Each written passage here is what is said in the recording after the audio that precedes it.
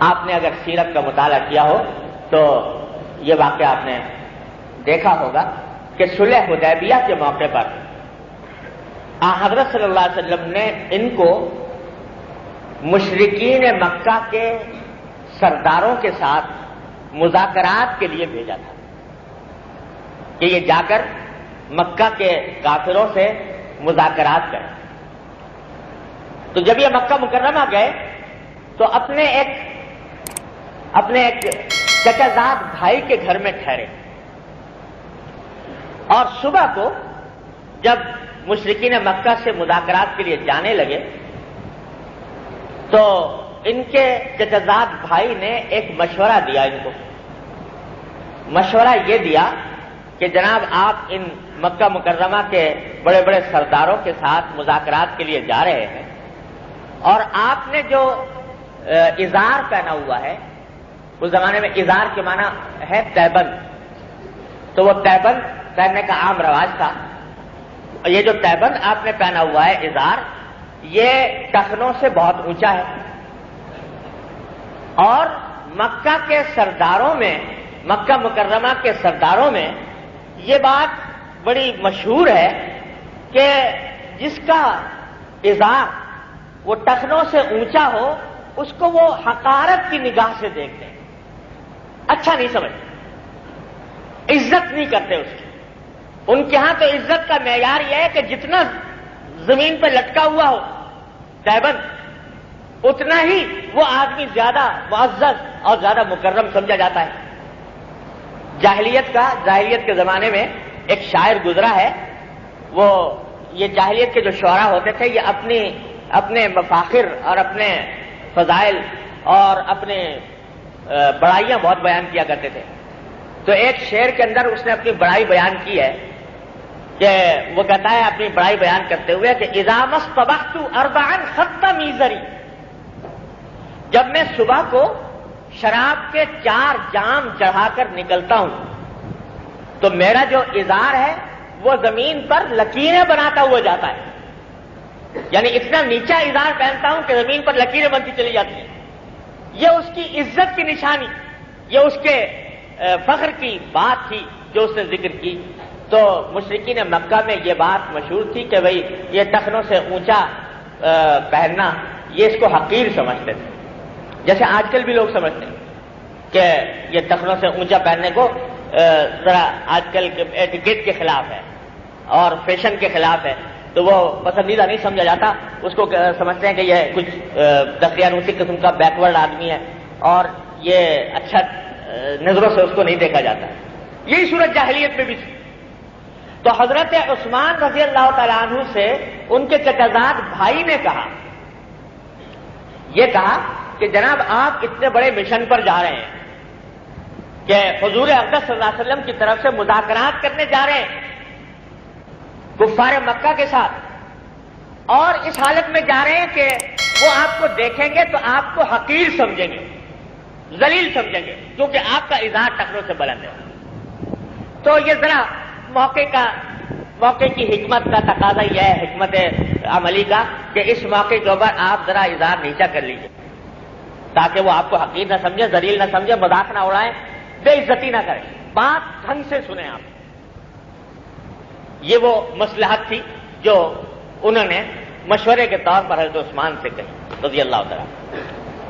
لیکن جواب میں حضرت عثمان بن عفان رضی اللہ تعالیٰ نے فرمایا کہ لا ہاکذا عزرت صاحبنا صلی اللہ علیہ وسلم، میں اپنے ازار کو نیچے نہیں کر سکتا، اس واسطے کہ ہمارے آقا محمد مصطفیٰ صلی اللہ علیہ وسلم کی ازار ایسی ہوتی ہے.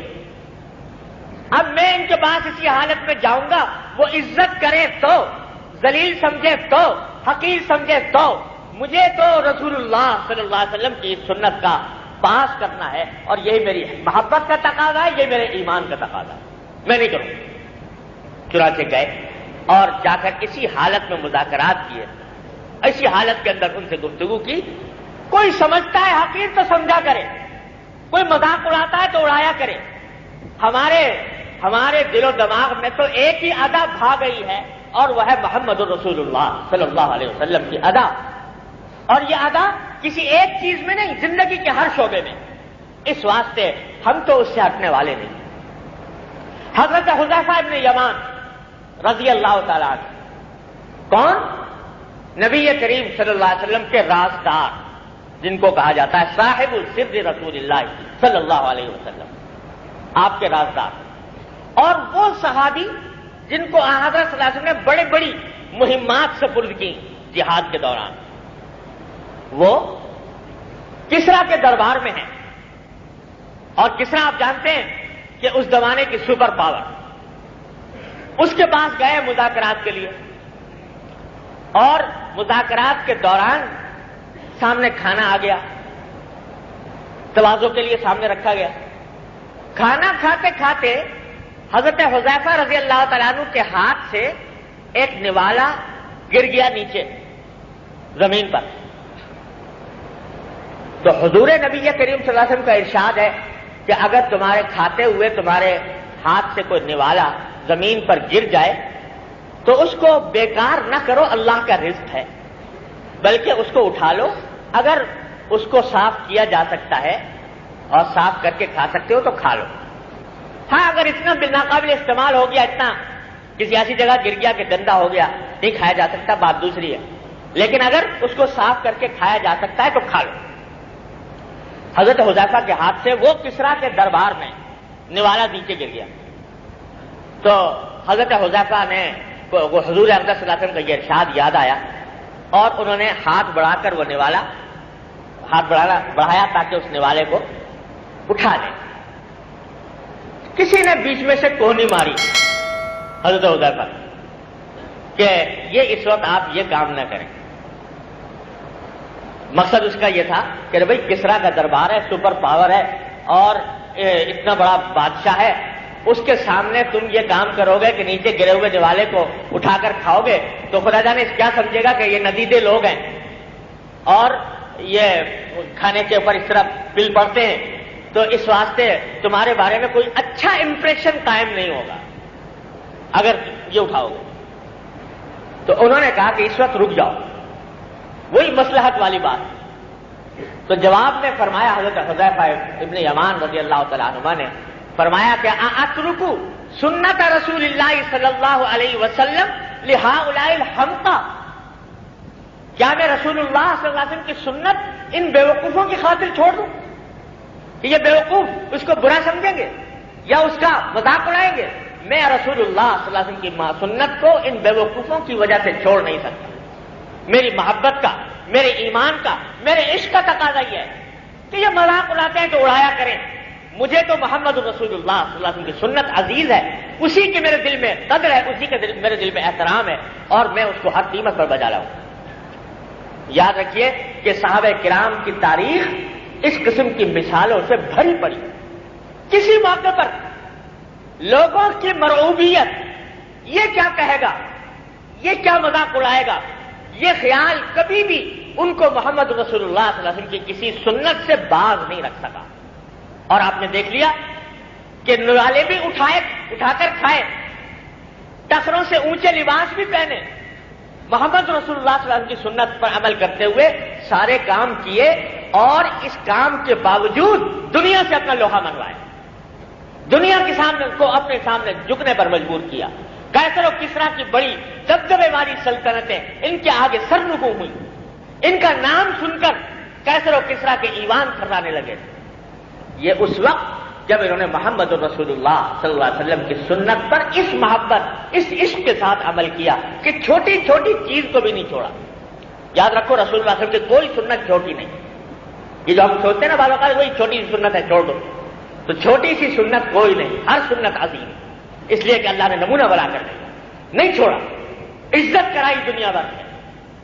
اور جس دن سے ہم نے یہ سوچنا شروع کر دیا کہ صاحب اگر ہم یہ کام کر لیں گے، محمد رسول اللہ صلی اللہ علیہ وسلم کو بتایا ہوا یہ کام کر لیں گے تو امریکہ کیا کہے گا اور روس کیا کہے گا اور دنیا کی مغربی طاقتیں کیا کہیں گی، وہ کیسا مذاق اڑائیں گی. اگر ہم نے اپنا طریقہ اختیار کیے رکھا تو وہ کیا ہم کو کہیں گے.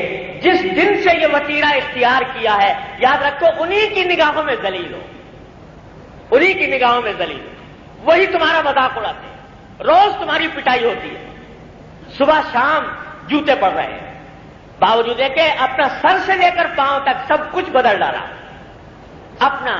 اپنا طریقہ، اپنے معاشرت، اپنا رہن سہن، اپنا طریقہ زندگی سب کچھ بدل ڈالا، لیکن اس کے باوجود ہو تم وہی فنڈامنٹلسٹ، تمہارا نام فنڈامنٹلسٹ ہے، اور تم گردن زدہ نہیں ہو ان کی نگاہ میں، اس واسطے کہ تم جب تک کلمہ لا الہ الا اللہ محمد رسول اللہ پر ایمان رکھتے ہو، چاہے سر سے لے کر پاؤں تک پوری اپنی شکل، صورت، رہن سہن، معاشرت، ہر چیز ان کے سانچے میں ڈھال لو، لیکن رہو گے ان کے دشمن اور تمہاری روز پٹائی ہوتی رہے گی۔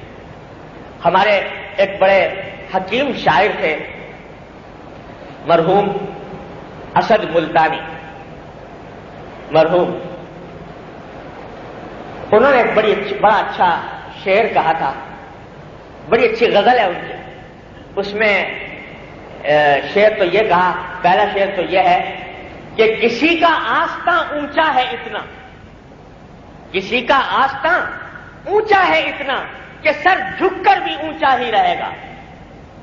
آستاں محمد رسول اللہ صلی اللہ علیہ وسلم کا اتنا اونچا ہے کہ اس پر سر جھکاؤ گے تو تمہارا سر نیچا نہیں ہوگا، دنیا کے مقابلے میں تمہارا سر ہمیشہ اونچا رہے گا۔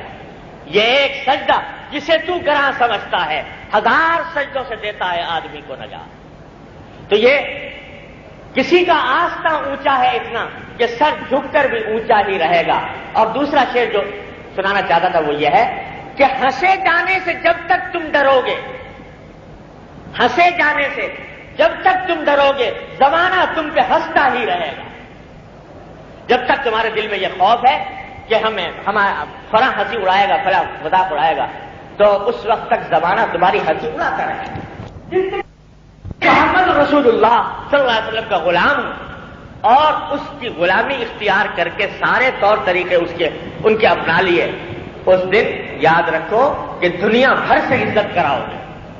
تاریخ تمہاری اس بات کی گواہ ہے کہ تم نے کبھی دوسروں کی نقالی کر کے عزت حاصل نہیں کی، محمد رسول اللہ صلی اللہ علیہ وسلم کا طریقہ اختیار کر کے عزت حاصل کی۔ تو محبت صحابہ کرام نے اس طرح کر کے دکھائی، یہ نہیں کہ صاحب یہ سنت جو ہے حضور اقدس صلی اللہ علیہ وسلم کی، یہ تھوڑا عقل میں نہیں آتی، اس کا کچھ فلسفہ سمجھ میں نہیں آتا، اس کی کوئی حکمت ہے، مصلحت سمجھ میں نہیں آتی، اس وجہ سے چھوڑ دو۔ اگر محبت ہے تو قرآن یہ کہتا ہے قل ان کنتم تحبون اللہ فاتبعونی یحببکم اللہ، کہہ دو کہ اگر تم اللہ سے محبت کرتے ہو تو میری اتباع کرو، میرے پیچھے چلو۔ اور اتباع کا لفظ جو استعمال کیا قرآن نے، اس میں کوئی قید، کوئی شرط نہیں لگائی، کوئی کسی طرح اس کو کوالیفائی نہیں کیا کہ فلاں چیز میں اتباع ہے، فلاں چیز میں نہیں ہے، اتباع ہر چیز۔ حضور اقدس صلی اللہ علیہ وسلم نے یہاں تک کہ سب کچھ سکھایا، جہاد کرنا انہوں نے سکھایا، سیاست کرنی انہوں نے سکھائی، معیشت کا کام کرنا انہوں نے سکھایا، عبادت کرنی انہوں نے سکھائی، یہاں تک کہ زندگی کے چھوٹے چھوٹے آداب سرکار دو عالم صلی اللہ علیہ وسلم نے ہمیں آپ کو سکھائے اور ان سب کی اتباع کرنی ہے۔ ایک مرتبہ حضرت سلمان فارسی رضی اللہ تعالیٰ عنہ، مشہور صحابی ہے، فارس کے رہنے والے، اور کس طرح اسلام لائے آپ نے پڑھا ہوگا، شاید بڑا عجیب و غریب واقعہ ہے ان کے اسلام لانے میں۔ وہ کہتے ہیں کہ ایک مرتبہ مجھ سے ایک یہودی میرے پاس آ گیا، اس نے کہا اعتراض کے طور کہ علمکم نبیکم کل شیء حتی الخراء، تمہارے نبی نے تمہیں ہر کام سکھایا، یہاں تک کہ بیت الخلاء میں بیٹھنے کا طریقہ بھی۔ مطلب یہ ہے کہ نبی تو کسی بڑے عظیم الشان باتیں سکھانے کے لیے آیا کرتا ہے، یہ کیا بات ہے کہ بیت الخلاء میں اس طرح بیٹھو اور اس طرح نہ بیٹھو، اور بایاں پاؤں پہلے داخل کرو اور نکلتے وقت دایاں پاؤں باہر نکالو، اور بیٹھنے کا یہ طریقہ ہے۔ یہ کوئی کسی جلیل القدر پیغمبر کے شایان شان نہیں ہے کہ یہ بات کہے۔